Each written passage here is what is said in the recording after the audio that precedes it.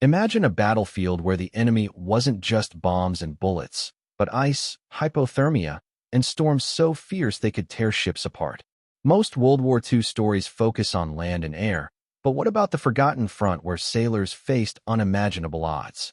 This video uncovers the true horrors and incredible resilience of the Arctic convoys, a story you've never truly heard. The sea was black, not with oil, not with night, but with death itself. It was the winter of 1941, and the Arctic roared like a living beast. Icy winds howled across the North Atlantic. Waves towered higher than houses, and the ships, frail, frostbitten silhouettes, crawled through the darkness. The men aboard them weren't just sailors, they were lifelines. Their cargo wasn't mere supplies. It was survival itself: tanks, planes, ammunition, food, and hope for a desperate ally named Russia. These were the Arctic convoys, the lifeblood of the Eastern Front, the forgotten battlefields where men fought not just the enemy, but the ocean, the ice, and their own fear. Before dawn broke over the Barents Sea, the temperature could plummet to -40. Salt water froze on the decks. Men's eyelashes turned to white needles. One misstep on the ice-slick surface and you'd be gone, swept overboard into water so cold that death came in less than 2 minutes. There was no time to scream, no chance to struggle. And yet, every week, they sailed. From the ports of Iceland, Scotland, and England, through the brutal Arctic passage toward Murmansk and Archangel, they risked everything to deliver supplies Stalin's armies needed to keep fighting Hitler. In those convoys, courage wasn't loud. It was quiet, frozen, and relentless. It was a man chipping ice off a gun barrel with bleeding hands. It was an engineer crawling through an engine room filled with steam and fire while his ship groaned under torpedo attack.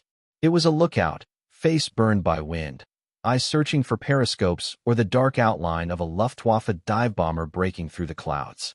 They called it the Murmansk Run, a route so deadly that Churchill himself described it as the worst journey in the world.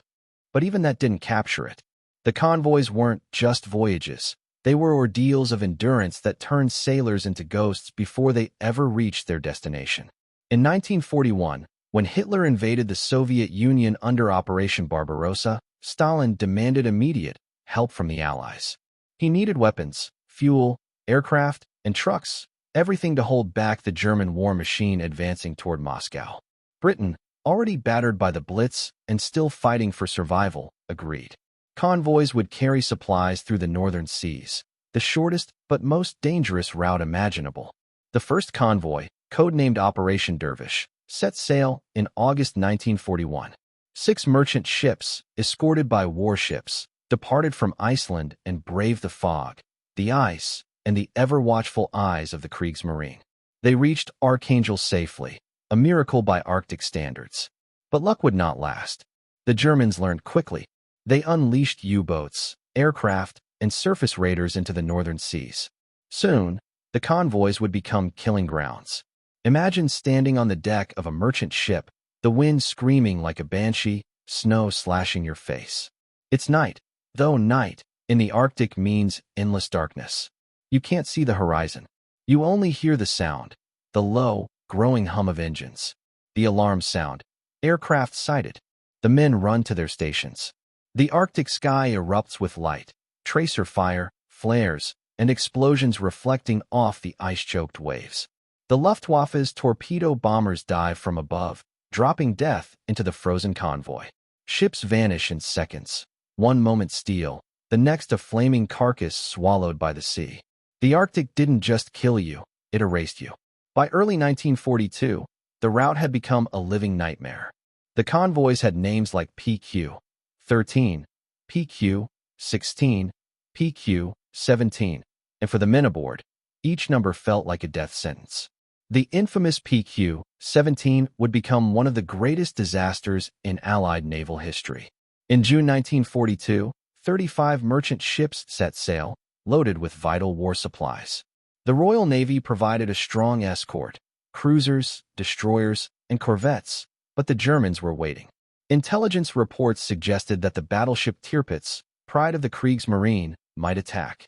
The British Admiralty, fearing a massacre, made a fateful decision. They ordered the convoy to scatter. What followed was chaos.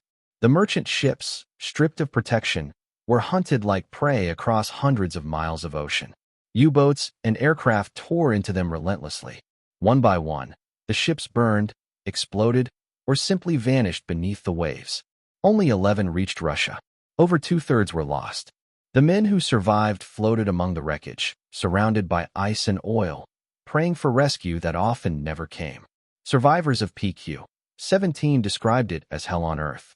Men clung to rafts in sub-zero temperatures as sharks and seabirds circled. Others froze to death within minutes, their bodies turning white and still in the waves. One sailor wrote later, "The sea looked beautiful that night, calm, silver under the Arctic moon, but it was full of our friends." The British public never truly understood what those convoys endured. Even now, decades later, the Arctic convoys remain a shadow in the vast story of World War II. Yet their impact was monumental. Without them, the Soviet Union might have collapsed. They delivered over 4 million tons of cargo, 7,000 aircraft, 5,000 tanks, 500,000 trucks, and endless ammunition, food, and medical supplies. Every shell fired by the Red Army at Stalingrad might have come from a ship that risked the Arctic. Every Soviet tank rolling toward Berlin owed part of its existence to a convoy that braved the frozen seas. The men who sailed those ships were from everywhere: British, American, Canadian, Norwegian, and even Russian. Many were merchant mariners, civilians, not trained soldiers. They didn't wear uniforms or carry rifles, but they faced death with the same resolve as any fighter pilot or infantryman. And perhaps even greater courage, because theirs was a silent, thankless war. Below deck, the temperature could still reach -20. Pipes froze solid, engines stalled, and men worked by lantern light as the ship pitched violently in storm seas. Food turned to ice before it could be eaten. Coffee froze in cups. And yet, in that brutal cold, men found warmth in each other, shared cigarettes, laughter, and songs from home that echoed through the hulls like ghosts of a better world. When the sea wasn't trying to kill them, the Germans were. U-boats lurked beneath the waves, waiting for radar pings or silhouettes against the moonlight. One torpedo, one strike, and a ship could vanish in seconds. Many convoys had standing orders: do not stop for survivors. It was an impossible cruelty, but necessary. Stopping meant death for all. So men watched their comrades disappear, helpless, knowing that turning back meant joining them. The Arctic convoys were more than just supply runs. They were a symbol of endurance, of sacrifice, of the unbreakable bond between allies fighting for a world free from tyranny. And in the bitter cold, that bond was forged in ice, blood, and courage. Even the Germans respected them. A U-boat commander once wrote in his log, "They fight not just us, but the sea itself. These men are lions." By 1943, new technology, radar, sonar, and air cover from northern bases began to turn the tide. Convoys became better defended, and losses decreased. But the danger never vanished. Every voyage was still a gamble with death, and the Arctic itself never forgave a mistake. Imagine being a gunner on an escort ship, eyes raw from the cold, hands shaking, listening to the radar operator whisper, "Contact bearing 075, torpedo inbound." You brace for impact, waiting for the explosion that may or may not come. The seconds stretch into eternity. Then, a muffled boom, somewhere else in the convoy, and a flash of fire lights the snowstorm. You whisper a prayer of thanks that it wasn't you this time. Those who survived rarely spoke about it. When they returned home, there were no parades, no medals for most. The world had already moved on to bigger battles: Normandy, the Pacific, Berlin. But the men of the Arctic convoys carried their memories like scars: frostbitten fingers, haunted eyes, dreams filled with crashing waves, and faces swallowed by the dark. Churchill called the Arctic convoys the worst journey in the world. But for the men who made it, it was also the most necessary. Because behind every Soviet counterattack, every Allied victory in the East, lay the sacrifices of those who faced the cold and refused to turn back. This was a war not fought on land or sky, but on the edge of the world, where the sea froze and courage burned brighter than the northern lights. The year was 1942, and the Arctic was devouring men whole. The convoys, code-named PQ by the Admiralty, had become a macabre lottery. Every ship that left port knew that half might never return. The men no longer prayed for victory. They prayed for survival. The world's most brutal battlefield had no trenches, no cities, no boundaries. Only an endless, frozen sea where the enemy could come from above, below, or within the ice itself. When Convoy PQ-16 set out in May 1942, it carried 35 merchant ships packed with supplies for the Soviet front, trucks, aircraft, and munitions that could alter the fate of Stalingrad. The men aboard were veterans now, hard, silent figures whose faces were carved by frost and fear. They knew the risks. They knew that to survive the Arctic was to defy both God and nature. For days, the convoy moved through thick fog, its ships coated in white armor of ice. Then, without warning, the fog lifted and death found them. The sky filled with the shriek of dive bombers. German Junkers Ju-88s and Heinkel He-111s dove out of the gray heavens, dropping torpedoes and bombs. The ships fired back, their guns freezing between bursts, tracers cutting red streaks through the snow. One by one, ships vanished in columns of smoke. The sea boiled with fire. A British destroyer captain wrote in his log, "The Arctic looks calm, but she is hungry. She takes men as casually as the wind." PQ-16 lost 7 ships, but it reached Russia. Barely. Then came PQ-17, the name whispered like a curse among sailors. June 1942. It was the largest convoy yet. 35 merchantmen, loaded with 297 aircraft, 594 tanks, and thousands of trucks, ammunition, and fuel drums. The convoy sailed from Iceland into a corridor of death. Somewhere out there, in the fjords of Norway, waited the battleship Tirpitz, a monster of steel, its guns capable of obliterating any convoy. British intelligence believed the Tirpitz was preparing to attack. Panic spread through the Admiralty in London. The order came, cold and final. Convoy PQ-17 is to scatter. It was a death sentence. Without their escorts, the merchant ships were naked. The Arctic, once their shield of fog and snow, became a hunting ground. German U-boats and aircraft fell upon them like wolves. The sea was dotted with burning hulks. Men clung to wreckage as ice formed on their faces. Oil spread across the surface like a shroud. Out of 35 ships, 24 were lost. A survivor, years later, said, "We didn't die of the cold. We froze to death screaming." Another wrote in his diary, "The silence after an attack was worse than the attack itself. The sea stopped moving.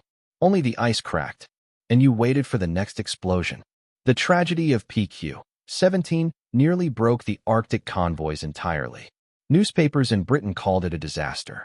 Politicians questioned whether the mission was worth the cost. But Churchill, grim, determined, refused to abandon the Russians. "We will go on," he said. "The convoys must sail, whatever the price." And so they did. The Arctic did not forgive, and it did not forget. But it respected courage. By late 1942, the Royal Navy learned.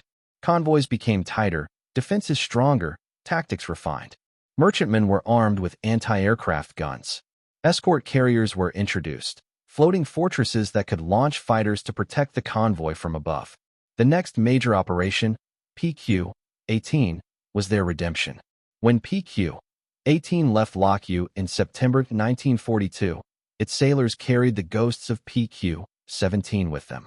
Every man knew someone who had been on those ships that never returned. They sailed not just for victory, but for revenge. The convoy was heavily guarded. Destroyers, corvettes, anti-submarine trawlers, and the carrier Avenger, whose aircraft would provide air cover for the first time in Arctic history. The Germans came again, Stukas and U-boats, hungry for blood. For 4 days, the Arctic became a battlefield of flame and ice. The Avenger's sea hurricanes tore into the sky, clashing with the Luftwaffe in dogfights so close that sailors could see the pilots' faces through their frost-covered canopies. Ships were hit, ships were lost, but the convoy fought back. When it finally reached Archangel, 13 ships had been sunk. 27 had survived. The message was clear: the Arctic convoys would not die. Every mile of that frozen sea was soaked with sacrifice. The men who made it to Murmansk were greeted by Soviet soldiers and dockworkers, their faces grim but grateful. They unloaded the supplies by hand, often under air raids. Many of the Allied sailors never even stepped onto Russian soil. They unloaded their cargo, turned around, and sailed straight back into the storm. The return journey was no safer. Icebergs and mines filled the sea. The northern lights danced overhead, casting eerie green light over the waves, and men whispered that it was the souls of the dead guiding them home. Back in Britain, few understood what the Arctic sailors endured. Their war was fought in silence, far from the glory of Normandy or the headlines of Berlin. They didn't have journalists or cameras. They had wind, waves, and the constant sound of metal cracking in the cold. A young American sailor wrote home, "The sea is our enemy, but she hides us from the Germans. When the wind howls, I swear I can hear it speaking, the voices of ships that didn't make it." The Arctic convoys were a test of endurance not just for machines, but for men's souls. The cold could strip away everything: strength, sanity, and hope. Fingers blackened with frostbite, skin split from freezing salt water, and yet the men worked. They chipped ice off decks with axes to keep their ships from capsizing. They manned guns until their hands bled through gloves. They slept in their coats, boots frozen to the floor. Some ships never made it because the ice itself destroyed them. A frozen rudder could make a ship helpless, turning it broadside into waves that towered higher than the bridge. One destroyer, HMS Achates, was hit by enemy bombs, then swallowed whole by the Arctic. She went down fighting, her crew singing through chattering teeth. In moments like that, courage was not loud, it was quiet defiance. It was a man refusing to die cold and afraid. By 1943, the Arctic convoys were carrying not just supplies, but momentum. The Soviet counteroffensives at Stalingrad and Kursk were fueled, literally, by what those ships delivered. Oil, trucks, tanks, aircraft, all came through the frozen corridor of death. The convoys had become the bridge between East and West. But the toll was staggering. Between 1941 and 1945, 104 merchant ships and 16 Royal Navy warships were lost on the route. Over 3,000 men died, many without graves, their bodies claimed by the sea. The Arctic kept its secrets. In the freezing dark, faith became a fragile thing. Men carried lucky charms, photographs, medals, Bible pages sealed in plastic. Some prayed, some cursed. All of them hoped the horizon would stay empty just one more hour. The German hunters, the U-boats, were relentless. They lurked beneath the ice, listening. Each convoy was a deadly chess game. Every signal, every sonar ping, could mean discovery. And yet, for all their skill, the U-boat captains feared the Arctic too. It was their enemy as much as the Allies. Ice could crush a submarine. Pressure hulls froze. Periscopes shattered. Torpedoes malfunctioned. Even steel couldn't defy nature forever. It was said that the Arctic didn't take sides. She killed Germans and Allies alike. As 1943 bled into 1944, the balance shifted. Allied air bases in the north provided cover, and the Germans were stretched thin. The convoys still sailed, but now with confidence. The Arctic remained merciless, but not unbeatable. The men had learned its rhythm, the way the ice moved, the way the fog rose, the moments when silence meant danger. Still, every departure was a roll of the dice. One captain, before leaving port, told his crew, "If we die together. If we live for the ones who didn't." And they sailed. They sailed through storms that split ships in half, through nights so dark that even the stars hid, through waters that froze guns solid. They sailed past wreckage that reminded them of what waited ahead. They sailed for allies they would never meet, and for a victory they might never see. They sailed because someone had to. The war was turning. By early 1944, the tide of World War II had shifted decisively in the Allies' favor. Yet, in the far north, on the black waters of the Arctic, the battle never softened. The convoys still sailed into the storm, defying the cold, defying the enemy, defying death itself. The Soviet Union was advancing, pushing back against Hitler's once unstoppable armies. Stalingrad had been avenged. Kursk had broken the spine of the German blitzkrieg. But those victories came at a cost, and they came on the backs of supplies ferried through hell.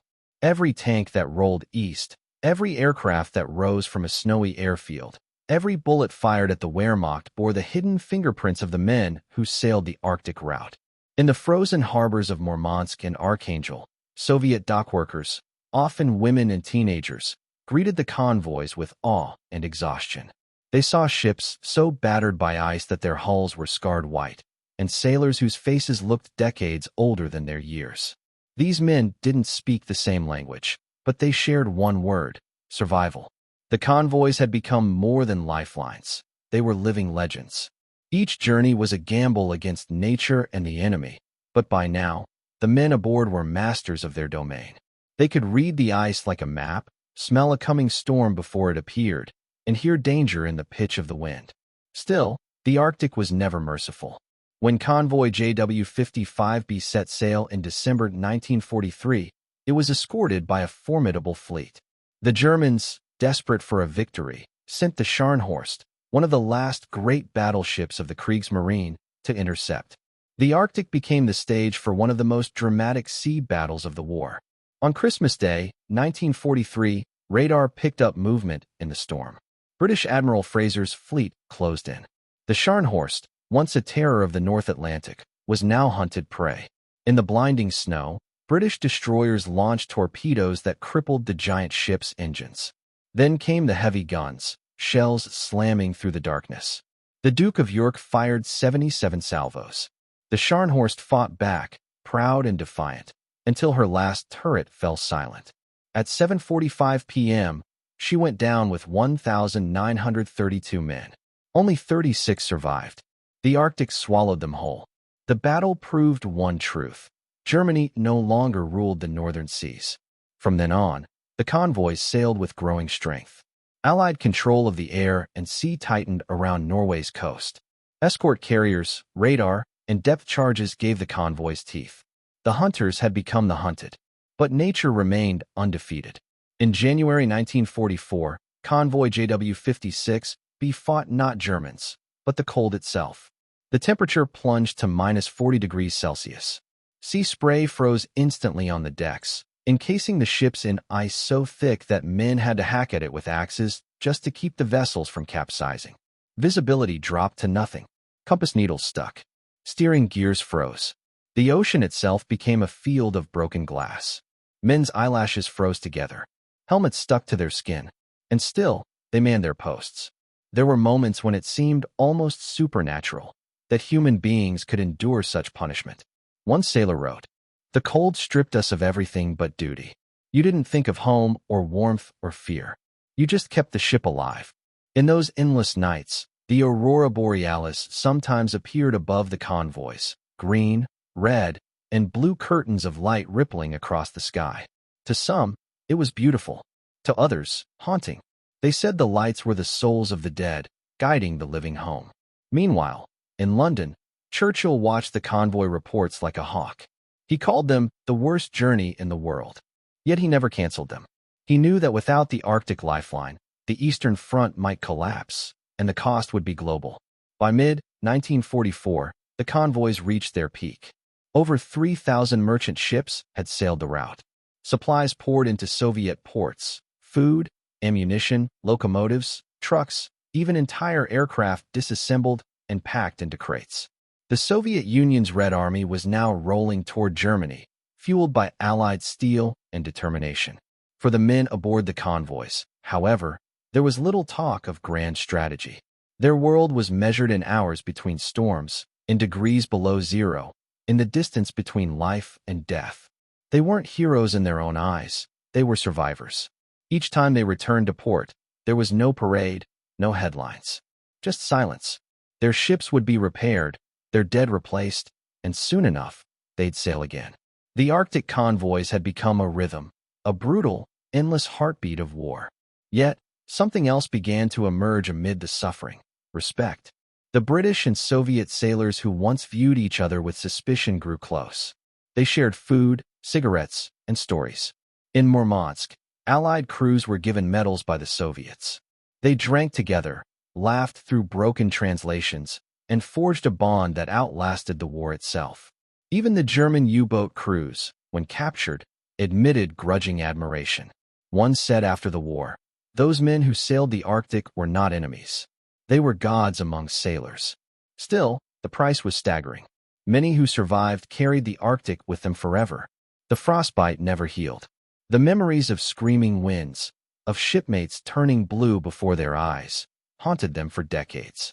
Some could never again stand the sound of wind or the smell of salt water. And yet, they never regretted it. For they knew what their sacrifice had meant. They knew that without them, the Soviet armies might never have reached Berlin, the war might have dragged on for years, and millions more might have died.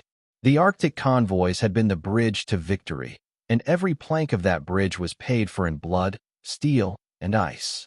The men who sailed those routes were not soldiers, but they fought a war more merciless than any battlefield. By early 1945, the end of the war was finally in sight. But for the men of the Arctic convoys, the sea remained just as merciless, just as cold, and just as deadly. Victory might have been coming, but the Arctic didn't care. It never did. The Allied command continued to send convoys north, each one still threading its way through the frozen labyrinth of the Barents Sea. Hitler's Third Reich was crumbling, yet German U-boats and aircraft clung to their mission with fanatic determination. They knew the convoys were the arteries keeping the Soviet war machine alive, and they were determined to cut them off, even if it cost their own lives. It was a strange time in history. Across Europe, cities lay in ruins. Armies were converging on Berlin. But out here, hundreds of miles from land, the world was reduced to waves, wind, and steel. The men aboard those ships didn't see front lines or liberation parades. They saw frostbite, black ice, and endless darkness. They were still fighting a war that most people had already forgotten. One of those convoys was JW-64, departing in February 1945. 30 ships, loaded with tanks, food, and fuel, set sail from the Clyde in Scotland under escort from destroyers and corvettes. The seas were cruel that winter. Ice floes thick as concrete, storms roaring like beasts, and sub-zero temperatures that froze steel solid. Even now, the German U-boat fleet refused to die quietly. Dozens of submarines still prowled the Norwegian fjords, waiting for targets. One attack, on March 20th, 1945, hit convoy RA-66. The merchant ship Horace Bushnell was torpedoed. Men who had survived years of war died in seconds as freezing seawater engulfed their cabins. Those who made it to the surface faced an even worse enemy, the cold. Within minutes, their limbs went numb.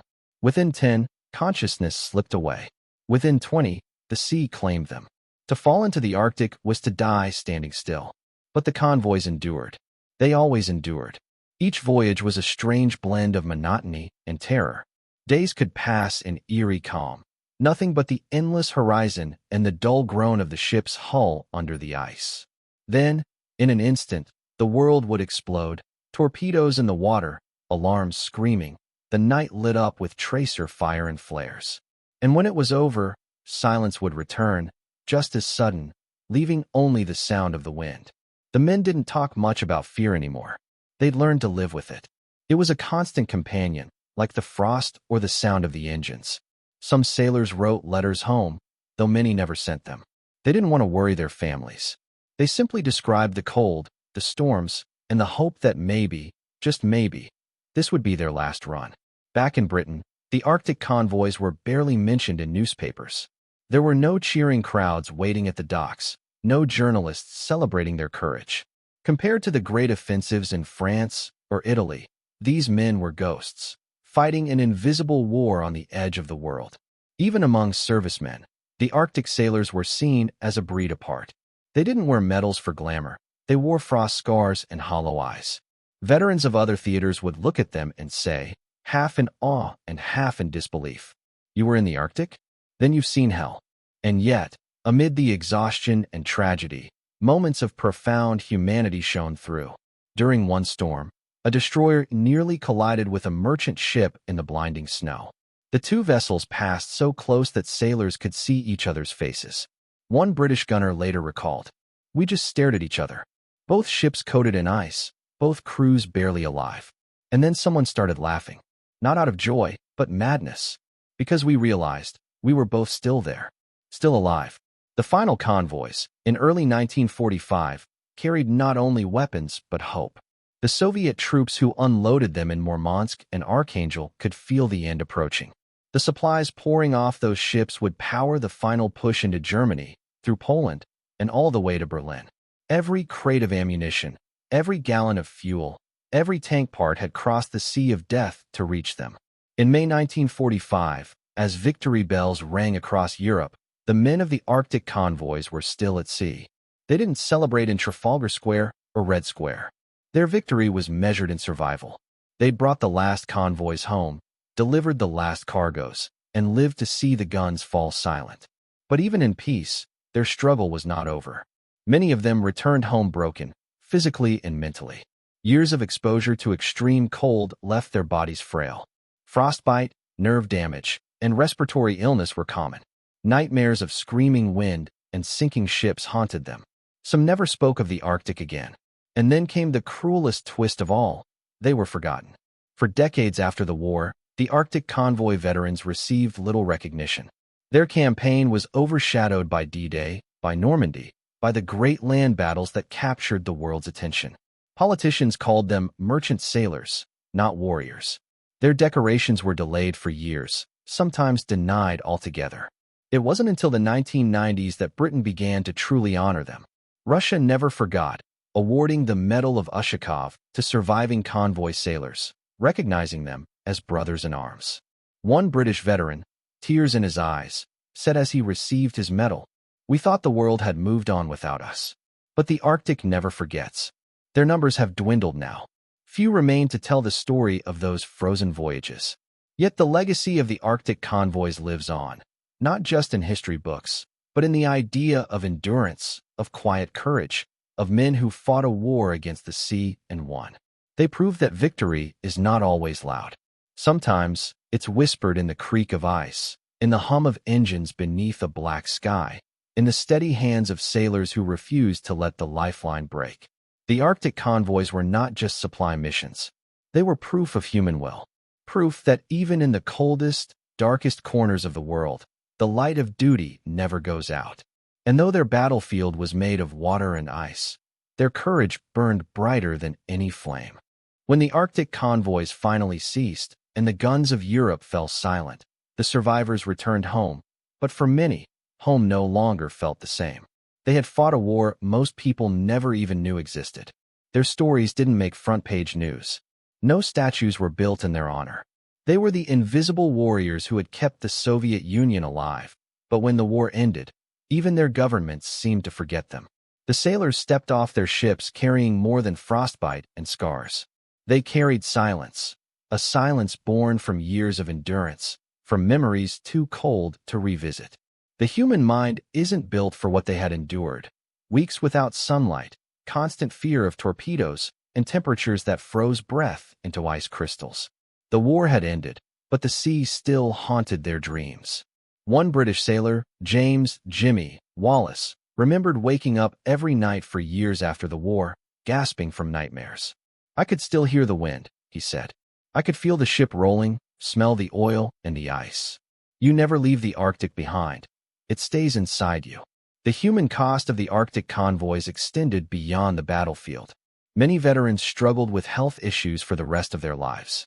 The intense cold had permanently damaged their joints, lungs, and nerves. Some developed chronic frostbite infections that never truly healed. Others carried invisible wounds, depression, trauma, and the quiet guilt of having survived when so many others didn't. And there were so many who didn't. Out of roughly 1,400 merchant ships that took part in the convoys, nearly 100 were lost, along with thousands of sailors. Many of their bodies were never recovered. The sea claimed them without ceremony, without graves, without final words. Their names were added to lists, small lines in naval records that only historians would read. Even as they faded into anonymity, the Arctic convoy veterans held on to something few others could claim, the knowledge that they had done the impossible. They had braved the deadliest sea routes on Earth to deliver lifelines to allies thousands of miles away. Without them, the Red Army might have starved, and the war might have dragged on far longer. Stalin himself once said, "Without the convoys, we would not have survived." But for decades, those words were just that, words. The British government issued campaign medals for nearly every major theater of the war: North Africa, Italy, the Atlantic, but not for the Arctic. The veterans campaigned for recognition for years. They wrote letters, gave interviews, and gathered at small memorials in coastal towns, their numbers dwindling every year. Some died before their country ever acknowledged their sacrifice. One of them, a sailor named Thomas Green, once told a journalist, "We didn't do it for medals. We did it because we had to, but it would be nice to know someone remembered." Finally, in 2012, nearly 70 years after the first convoys, the British government announced the creation of the Arctic Star Medal, honoring the sailors who had endured the most severe conditions of any theater of World War II. When the surviving veterans received their medals, many of them were in wheelchairs, their hands trembling with age. Some wept quietly as they held the small pieces of bronze in their palms, symbols of a recognition that had come too late for most. The Arctic convoys were not just about courage. They were about endurance, both physical and moral. The men aboard those ships had been ordinary civilians once: fishermen, dock workers, and farmers who found themselves sailing into the most dangerous waters on the planet. They didn't have the glory of fighter pilots or the fame of generals. They had something rarer, the kind of courage that doesn't shout, but endures in silence. As historians revisited the war's lesser-known chapters, the true magnitude of the Arctic campaign began to emerge. Archival footage and diaries revealed the raw humanity behind the statistics.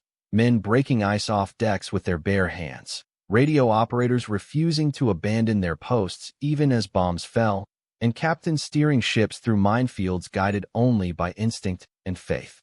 Perhaps the most haunting realization came when researchers compared the casualty rates. Serving on the Arctic convoys was statistically more dangerous than flying bombing missions over Germany. The death rate among convoy sailors exceeded that of nearly any other Allied campaign. Yet these men fought not with guns, but with patience and persistence, holding the line against the elements themselves. The Arctic was an enemy unlike any other. It didn't take sides. It didn't care about politics or ideology. It only cared that you were human, and therefore fragile. The men who faced it learned humility in a way few soldiers ever did. They weren't fighting to destroy, but to deliver. They weren't driven by hatred, but by duty. Their ships didn't roar with glory. They hummed quietly through the fog, through the snow, through the silence of an ocean that could swallow them at any moment. And yet, they never stopped. Each voyage was a testament to a simple truth, that courage is not always found in attack, but in endurance. It's not about striking the enemy first, but about refusing to yield, no matter the odds. The Arctic convoys were proof that victory is built not only on battlefields, but on the backbreaking, frostbitten labor of those who refuse to be forgotten. They didn't fight for fame. They fought for survival, and for the belief that even in the coldest, darkest corners of the world, human resolve can outlast anything.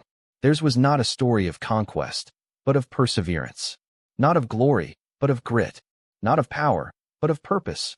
And that, perhaps, is why it remains one of the most haunting and inspiring chapters in the entire history of World War II. When we talk about the Arctic convoys, it's easy to imagine them as isolated missions, frozen odysseys lost in a corner of history. But the truth is far greater. Those icy voyages were not just survival stories. They were a geopolitical turning point. Without them, the entire shape of World War II, and the world that followed, would have been very different. By 1941, Adolf Hitler's armies had invaded the Soviet Union in Operation Barbarossa, a campaign designed to annihilate communism and seize the vast oil and resources of the East. Within months, the German advance had crushed entire Soviet divisions and reached the outskirts of Moscow. The Red Army was desperate, short on tanks, trucks, even food. If the Soviet Union fell, Hitler would have gained total control of Europe's resources, and Britain would have stood alone. Winston Churchill understood this grim reality. And so, he made a decision that defied every rule of logic and every fear of the Admiralty, to send supplies through the most dangerous sea on Earth, the Arctic Ocean, to the Soviet ports of Murmansk and Arkhangelsk. It wasn't a gesture of friendship. It was a desperate act of survival, a gamble to keep the Eastern Front alive.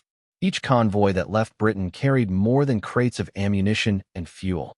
They carried hope, tons of it. In those steel hulls were tanks, aircraft, trucks, food, and raw materials that the Soviets needed to keep fighting. Between 1941 and 1945, the Arctic convoys delivered over 4 million tons of cargo to the Soviet Union. Every crate unloaded in Murmansk meant another Soviet soldier could fight at Stalingrad, another tank could roll toward Berlin, another chance that the tide of war could turn. But these convoys also carried something far more complex: political trust between two allies who barely trusted each other. The Arctic convoys became a fragile bridge between East and West, a bridge made of steel, frost, and necessity. Churchill himself described the convoys as the worst journey in the world. And yet, they persisted. The alliance between the Western Allies and the Soviet Union was one of uneasy cooperation. The convoys symbolized this tension perfectly. British and American sailors risked their lives to supply Stalin's forces, even as deep mistrust simmered beneath the surface. Western crews braved the Arctic storms not just for the Soviets, but for the survival of civilization itself. And the Soviets knew it. For them, those convoys weren't just ships. They were proof that they were not alone. Each time a convoy appeared on the northern horizon, battered and frost-covered, it brought with it more than supplies. It brought morale. It brought solidarity. In the frozen docks of Murmansk, Soviet stevedores cheered as ships arrived through blizzards, their hulls encased in ice. British and Russian sailors, unable to speak the same language, would exchange cigarettes, food, and sometimes a shared look that said more than words could. They both knew survival was the only goal. But this fragile unity came at a cost.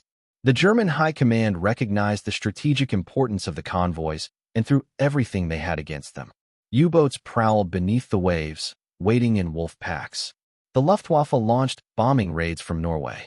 The icy seas became a killing ground where ideology, courage, and nature collided. The Arctic became a chessboard of global stakes.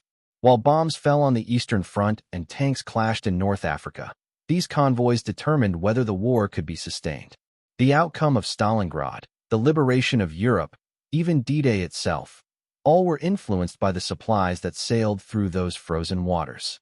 Each convoy was a silent pledge between nations that barely trusted each other. You fight, we'll deliver. And deliver they did. From 1941 to 1945, more than 1,400 merchant ships and 85 naval escorts braved the Arctic. The losses were staggering, but the impact was undeniable. Soviet historians later concluded that without the Arctic supply routes, their industrial output would have fallen by nearly a third. Even Joseph Stalin, a man who trusted no one, acknowledged the convoy's importance in a rare moment of candor. The convoys to Murmansk and Archangel were the most important factor in sustaining our fight. But the irony of history is cruel. As soon as the war ended, that fragile alliance froze over once again. This time, politically. The Arctic, once a corridor of cooperation, became a boundary line in the Cold War. The same seas that had united East and West were now divided by suspicion and nuclear submarines. Many of the same men who once sailed together in defiance of death now found themselves on opposite sides of a new conflict. Spies, soldiers, and sailors staring across the same icy waters, no longer allies, but adversaries. It was as if the Arctic itself remembered. The cold that once bound them in brotherhood now chilled them in silence. Yet for those who lived through the convoys, the memories remained untouched by politics. To them, courage had no flag. It had no ideology. It was simply the will to endure, to keep moving forward when everything said stop. They had faced not just Hitler's navy, but the fury of nature itself. And they had won. The ocean keeps its secrets well. But among the frozen wrecks of the Arctic convoys, a few voices still echo. Voices of sailors who endured the unbearable and lived to tell the tale. Their diaries, letters, and memories form one of the most haunting records of courage in modern history. It wasn't the roar of bombs or the clash of tanks that haunted these men most. It was the silence. The kind of silence that came when the engines stopped, when the ship slowed, and every man on board strained to hear. Not for orders, but for the sound of a torpedo. The Arctic didn't just test machines, it tested the human soul. In one sailor's journal from Convoy PQ-17, the infamous disaster of 1942, he wrote, "The sea is alive, not with waves, but with death. Every man here knows the next explosion could be his last, and yet no one speaks of it." PQ-17 was a name that would live in infamy. In July 1942, 35 merchant ships left Iceland, bound for the Soviet ports. They carried tanks, planes, ammunition, and food, vital lifelines for the Eastern Front. But when British intelligence reported that the German battleship Tirpitz had set sail, the Admiralty made a fateful decision. They ordered the convoy to scatter. Without protection, the merchant ships became prey. German U-boats and bombers struck mercilessly. Out of the 35 ships, only 11 reached their destination. The rest sank into the Arctic depths, men and machines claimed by the ice. Survivors recalled clinging to debris, the freezing sea burning their skin like acid. Within minutes, most froze to death. Some ships' crews were never found. Their bodies still rest beneath those dark waters, preserved in the cold silence of eternity. And yet, the very next month, PQ-18 set sail. The losses of PQ-17 had not broken them. If anything, it hardened their resolve. They knew the risks, they knew the odds, but they went anyway. Because in war, courage is not the absence of fear. It's the decision to move forward despite it. Letters home often masked the reality. One British sailor wrote to his wife, "Don't worry about me, love. It's just a bit chilly up here." Behind that sentence was a nightmare: frozen decks, sleep deprivation, and the constant awareness that at any second, the sea could erupt in fire. Another wrote, "When the dawn comes, it's beautiful. The ice glows pink, the sea so calm it feels holy. You forget, for a moment, that death waits just beneath." There was beauty in the Arctic, yes, but it was a cruel beauty. At night, the aurora danced across the sky, pale green ribbons flickering over black waves. Men would stop to watch, numb fingers clinging to railings, wondering if they'd live to see another one. In those moments, even hardened sailors became poets. They wrote of how the light touched the ice, how the silence felt sacred, how life and death seemed to merge into one. It was not just a fight for survival, it was a spiritual battle. The Arctic stripped men of everything: comfort, warmth, even hope, and yet somehow revealed the deepest parts of humanity. The laughter shared over a cup of frozen tea, the silent nod between comrades when the convoy made it through another attack, the way no one left another man behind, no matter how hopeless it seemed. Some diaries tell of friendship stronger than steel. One British gunner wrote about a Soviet dock worker in Murmansk who handed him a piece of bread from his ration, saying only, "For England." In that moment, nations didn't matter. Only survival did. There were also stories of unbearable loss. A U.S. Navy escort officer described watching a merchant ship, SS Bolton Castle, explode after a direct hit. He wrote, "The flames lit the ice like daylight. We could hear the men screaming for help, but the cold killed them before we could reach them." These memories never left those who survived. Decades later, in interviews recorded when their hair had turned white, Arctic Convoy veterans still paused mid-sentence, eyes lost in memory. One said softly, "I still hear the wind. I still feel the cold in my bones." You never forget the Arctic. It's still out there, waiting. Their stories remind us that war is not just about victory or defeat. It's about endurance, the quiet, relentless strength to keep moving when the world itself seems determined to stop you. Each man aboard those convoys was a testament to that endurance. They faced not only an enemy fleet, but the sea itself, an adversary more merciless than any human foe. The Arctic convoys were a war within a war, not fought for glory, but for necessity. And in that frozen hell, the ordinary men of the Allied navies achieved something extraordinary. They turned the impossible into survival. The Arctic was more than ice and storm. It was a hunting ground. Beneath those freezing waves lurked the silent predators of the Kriegsmarine, the U-boats. To Allied sailors, they were phantoms, invisible, merciless, and always waiting. Each convoy knew that somewhere below, the enemy listened.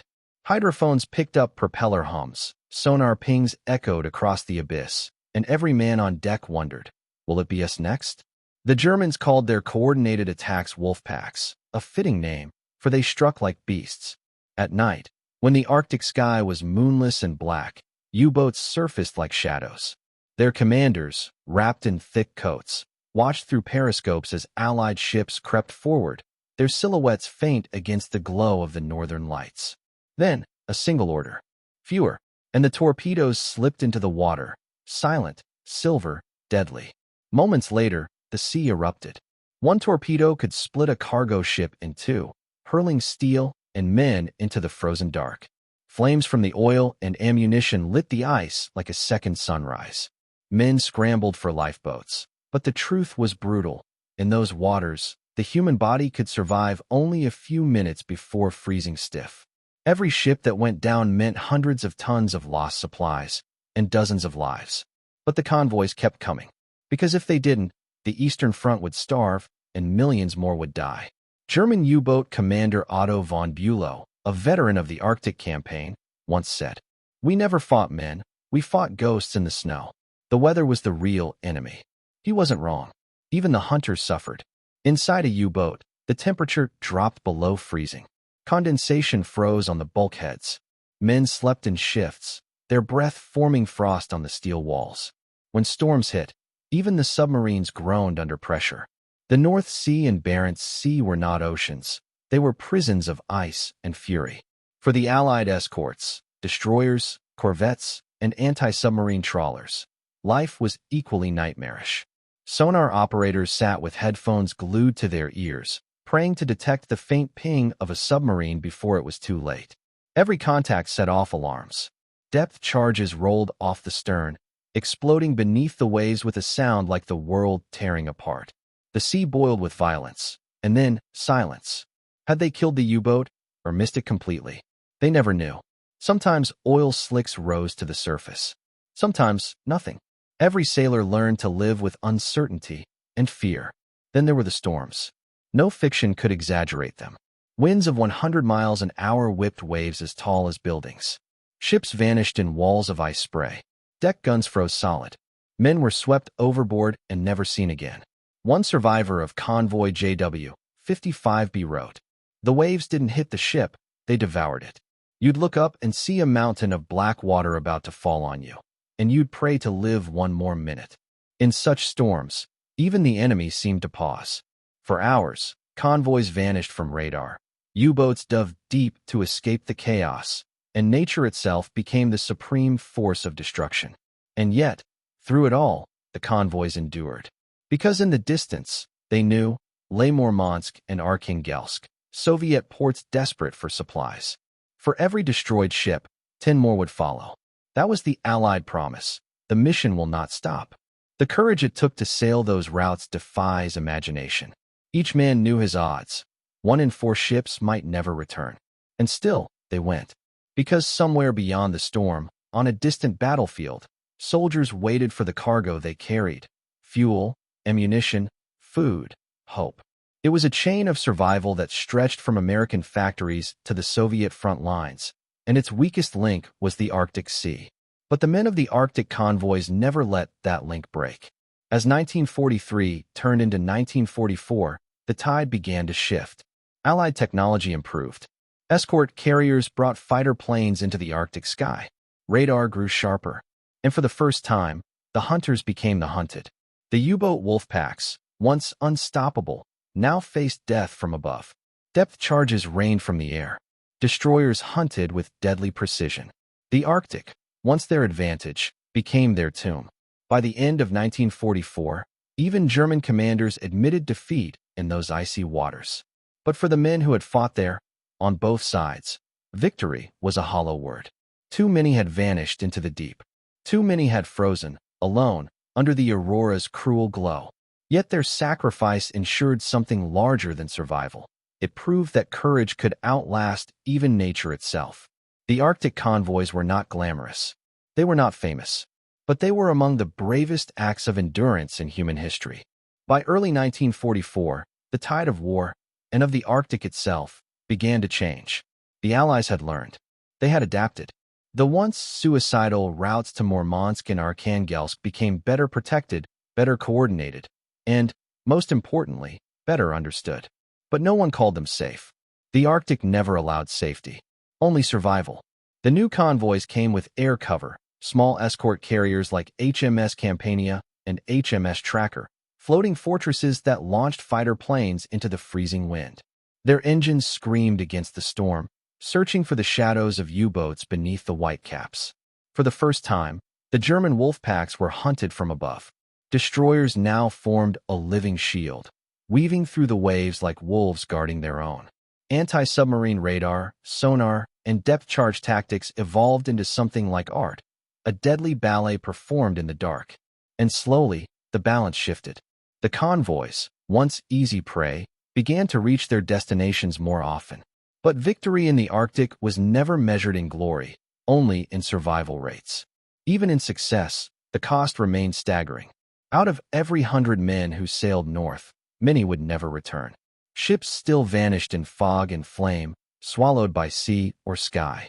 The enemy might have been losing power, but the Arctic herself remained undefeated. And yet, in Moscow, in Stalingrad, in the trenches of the Eastern Front, soldiers lived because of those men. The fuel that burned in Soviet tanks at Kursk, the food that fed soldiers in Leningrad's ruins, the ammunition that thundered against German lines. All of it came from the convoys. Their suffering on the sea was the invisible lifeline that fed the Red Army's advance. Stalin himself, notoriously cold, once remarked that the Arctic convoy sailors were heroes of the greatest courage. But even his words could not capture the reality. The nights of endless watch, the freezing fingers gripping ropes, the sound of steel cracking under ice. When convoy JW-55B reached Murmansk in December 1943 after losing several ships, but defeating the German battleship Scharnhorst in a titanic clash, it marked a new chapter. The Allies had proven they could not only survive the Arctic, they could dominate it. In that battle, the Royal Navy turned the tables. Scharnhorst, once a terror of the North Atlantic, was sunk in icy waters by the very escorts she had hunted for years. For the sailors of the Arctic convoys, it was more than victory, it was vindication. Still, the Arctic demanded her due. Convoy RA-64 in February 1945 was among the last, and even then, nature struck with final fury. Ships iced over so completely that gun barrels froze solid, decks became skating rinks, and men chopped ice for hours to prevent capsizing. Even without a single enemy in sight, the cold itself was enough to kill. And yet, they made it. They kept making it. Through will, through discipline, through a kind of courage that didn't come from medals or speeches, but from duty. When the war finally ended, the Arctic routes closed, but the memories didn't. Many sailors returned home in silence, carrying ghosts that no one could see. Their service had been essential, but rarely celebrated. There were no grand parades for the men of PQ-17 or JW-55B, only quiet reunions, faded photographs, and memories that smelled of salt and diesel. In later decades, historians would call them the forgotten heroes, the men who fought not against an army, but against the planet itself. Their battlefield was not land or sky, but an ever-shifting world of wind, frost, and endless water. And in that realm, courage meant not charging forward, but enduring, holding your post through the storm, keeping your hands on the rope when the sea tried to tear it away, lighting one more signal lamp through freezing wind so that another ship might follow. They had no songs written for them, no great monuments, but they carried the weight of victory all the same. For without them, the Eastern Front would have starved, and Hitler's armies might never have been broken. Their names faded, but their journey carved a chapter of history that cannot be erased. A story of human endurance against both man and nature, of frozen seas and burning hearts. When the guns finally fell silent in 1945, and the world began to thaw from 6 years of fire and blood, the Arctic remained quiet. The waves still rolled against the gray cliffs of Murmansk, and the ice still drifted where so many ships had vanished. But somewhere beneath that cold water lay the remains of hundreds of vessels, the skeletons of a supply line that had kept a world alive. For decades, few spoke of them. The Arctic convoys had no grand banner moments, no flag-raising scenes or cinematic finales. Their triumph was silent, their suffering invisible.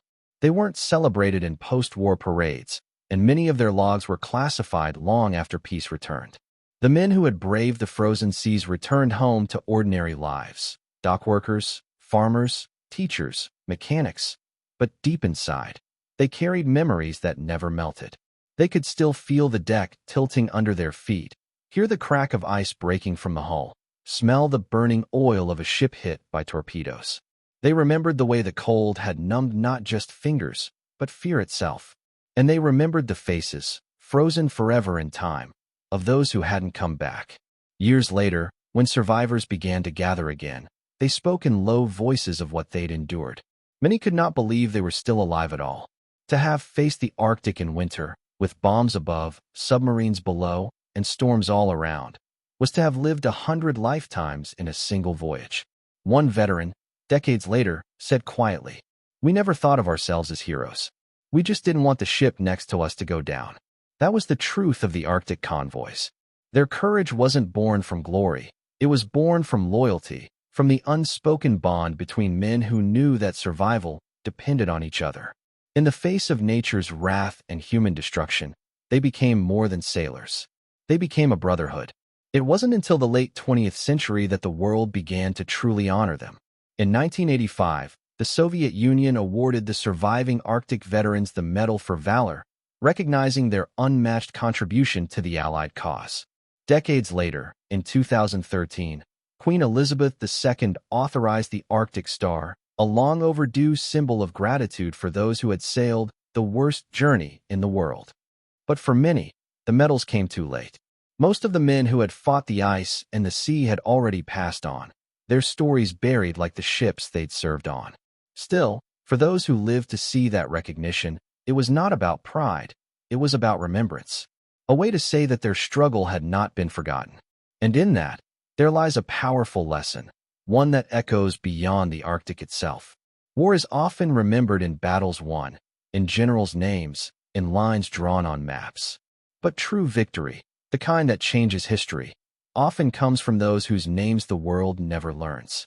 The ones who endure, who survive, who keep moving forward through impossible conditions, not for glory, but for duty. The Arctic convoys were not about conquest. They were about endurance, the ability of ordinary men to face extraordinary hardship and still carry on. Every ship that reached Murmansk was a triumph not just of arms, but of will. Every ton of supplies delivered was a blow against tyranny, carried not by tanks, but by courage wrapped in frost. And even now, under the frozen waves, the remains of those ships rest quietly, a metal graveyard of history. Sometimes, in the stillness of the northern sea, sonar picks up echoes, faint pings from the deep, reminders of what lies below. They are not ghosts. They are guardians of memory. When historians look back on World War II, they often speak of Normandy, of Stalingrad, of Midway, the grand theaters of war. But somewhere far from those places, in waters so cold that breath turned to ice, another kind of victory was won, one that was not written in glory, but in endurance. So, when you think of the heroes of World War II, remember not just the soldiers who stormed beaches or the pilots who filled the skies. Remember the men who stood on frozen decks, eyes burning from salt and snow, hands gripping ropes that could freeze solid, hearts beating beneath layers of frost. They didn't fight for fame. They fought to keep the light of freedom burning in the darkest, coldest place on earth. Because sometimes, history is not written by those who march or fly, but by those who simply hold on long enough for dawn to break. And as the Arctic winds still whisper across the northern seas, they carry with them the memory of those convoys. Men who fought the sea, the storm, and the silence, and won.